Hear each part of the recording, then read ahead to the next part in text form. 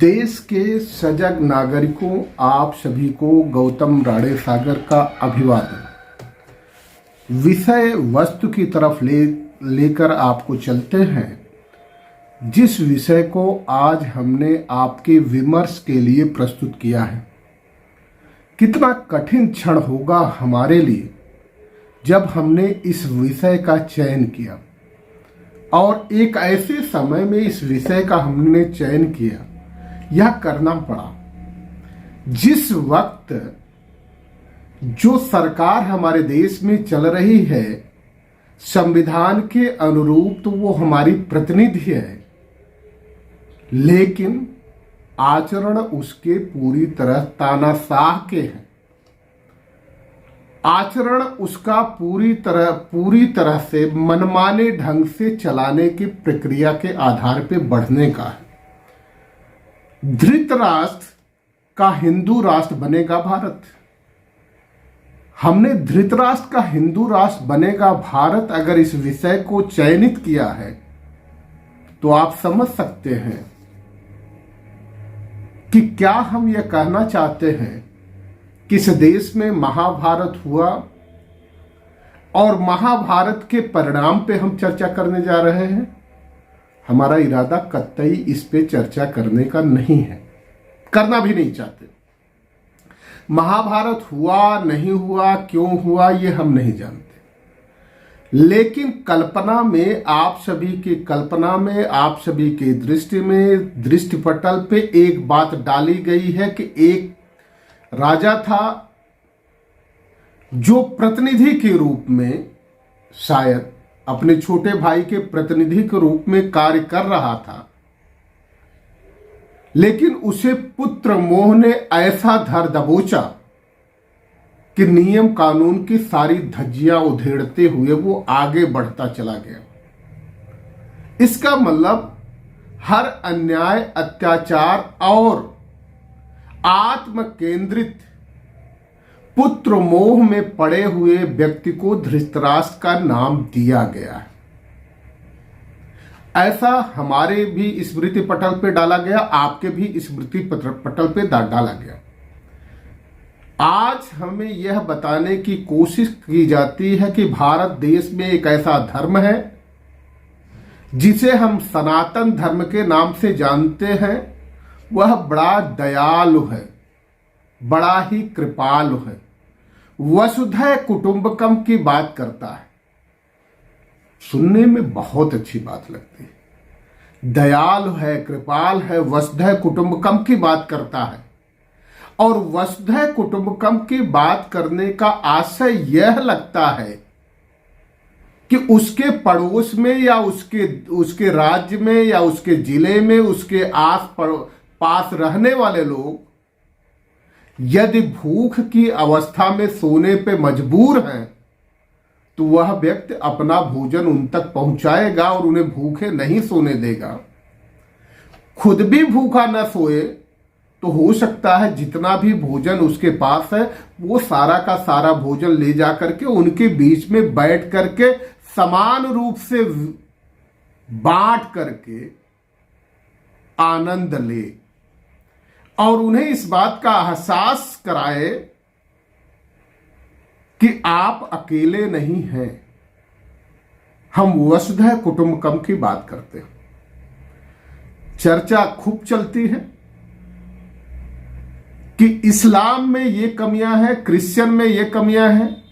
खैर, जैन की चर्चा नहीं की जाती, लेकिन यह भी सच है कि अगर सिख जब अपने अधिकारों की मांग करने लगता है तो खालिस्तानी प्रत्यय उसके नाम के सामने जोड़ दिया जाता है।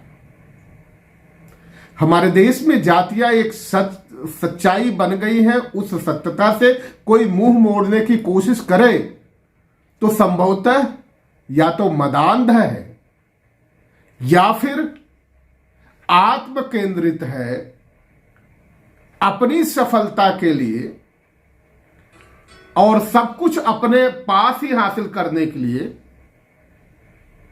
जितनी भी चीजें उपलब्ध है उसका उपभोग करने के लिए ही वो तत्पर है। इसलिए अब देखने की हम कोशिश करें क्या परिपाटी गढ़ी गई है। सनातन धर्म जो कहता है कि वसुधैव कुटुंबकम, सारी दुनिया में सभी लोग हमारे भाई हैं, हमारे मित्र हैं, हमारे दोस्त हैं।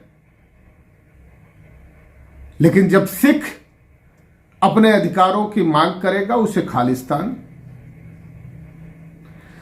ट्राइबल जब अपने एरिया को, जिस एरिया में वो रहता है, शेड्यूल 7 के मुताबिक ट्राइबल एरिया घोषित करने की मांग करेगा, ताकि वहां भी जो मिनरल्स हैं उस मिनरल्स पे उनके अधिकार बने रहे जो हमारा संविधान कहता है,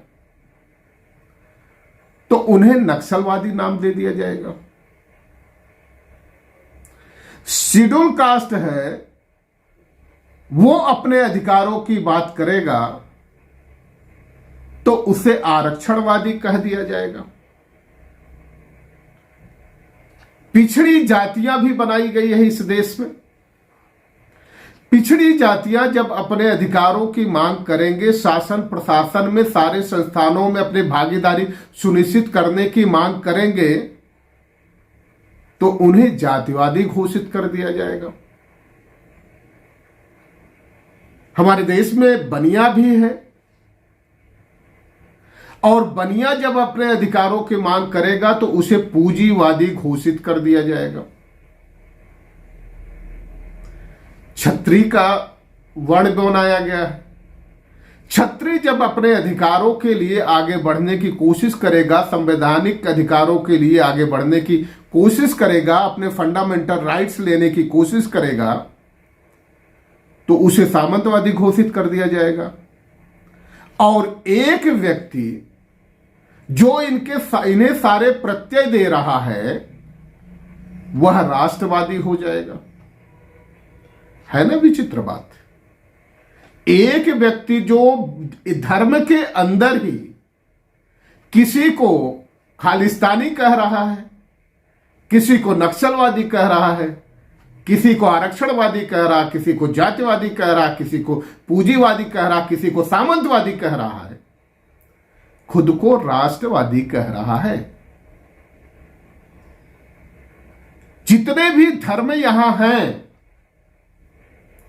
धर्मों के जो आधार हैं वो 3 आधार हैं: इंसान, हैवान और भगवान। और उन सारी धार्मिक पुस्तकों का अध्ययन अगर आप करें तो शायद यही निकल करके आएगा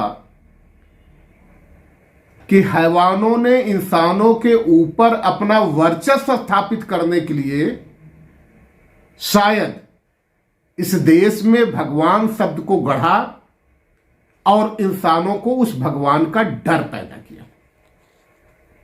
यदि ऐसा कहा जाए तो कोई अतिरंजनापूर्ण बात नहीं हो सकती।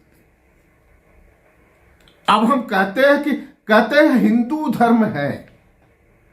यह विचित्र सा एक धर्म है जो व्यक्ति अपने धर्मावलंबियों के साथ ही दुर्भावना रखता है, अपने धर्म के भाइयों के साथ ही भेदभाव करता है, और जिस जन्नेन्द्रिय से वह पैदा हुआ है उस स्त्री के लिए अपशब्द कहता ही नहीं। जिसको पवित्र चीजें मान ली गई, पुस्तकें मान ली गई है, उसमें लिखा भी है। ऐसा विचित्र उदाहरण आपको कहीं देखने को नहीं मिलेगा। चरित्र धृतराष्ट्र का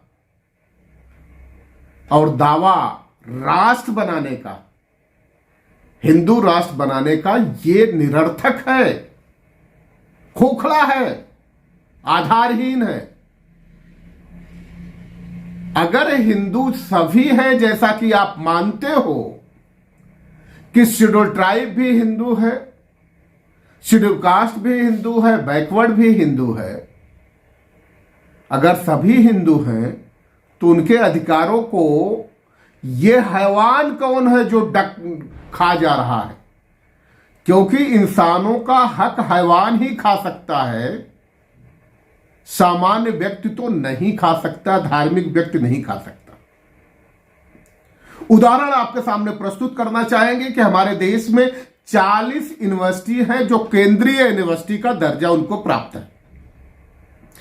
उन केंद्रीय यूनिवर्सिटी में 1125 प्रोफेसर के पद हैं और संविधान के आधार पर अगर बंटवारा हो तो उन प्रोफेसर के पद में से 158 प्रोफेसर के पद शेड्यूल कास्ट के लोगों को मिलने चाहिए थे। 79 पद शेड्यूल ट्राइब के लोगों को मिलने चाहिए थे और 285 प्रोफेसर के पद प्रतिनिधित्व के जिम्मेदारी को समझते हुए 285 पद ओबीसी बैकवर्ड को मिलने चाहिए थे, लेकिन ऐसा नहीं है।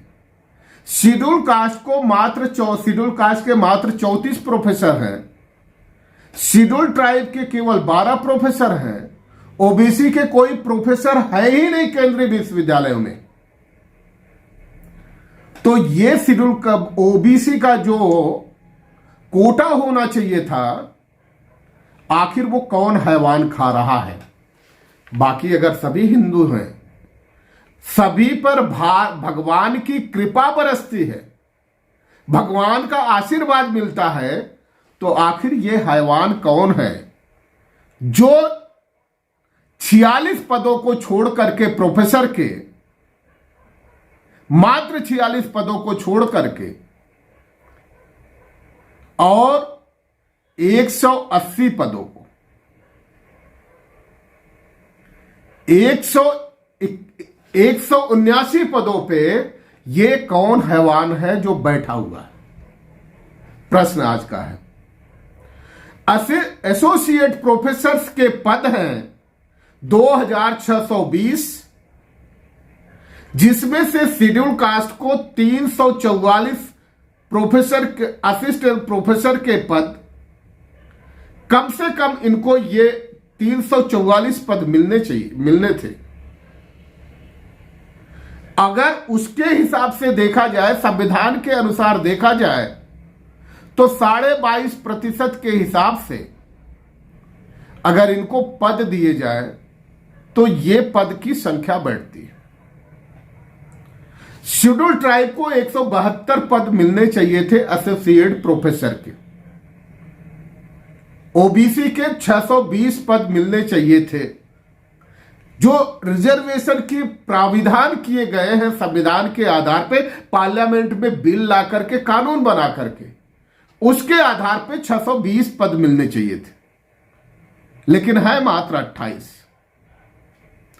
इसी तरह असिस्टेंट प्रोफेसर को देख लें तो असिस्टेंट प्रोफेसर के 7,741 पद हैं। शेड्यूल्ड कास्ट को 907 पद मिलने चाहिए, शेड्यूल ट्राइब को 453 पद मिलने चाहिए थे और ओबीसी को 1633 पद मिलने चाहिए थे, लेकिन शेड्यूल कास्ट के मात्र 701 पद हैं। शेड्यूल कास्ट के मतलब जो अभ्यर्थी है, जो कैंडिडेट है, 701 काम कर रहे हैं, शेड्यूल ट्राइब के 399 काम कर रहे हैं और ओबीसी के 830-839 काम कर रहे हैं।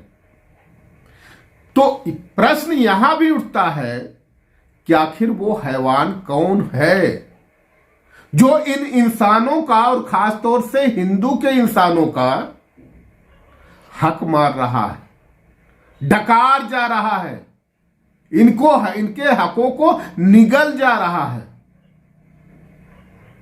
वो कौन शैतान है? आवश्यकता है उस शैतान को पहचानने की।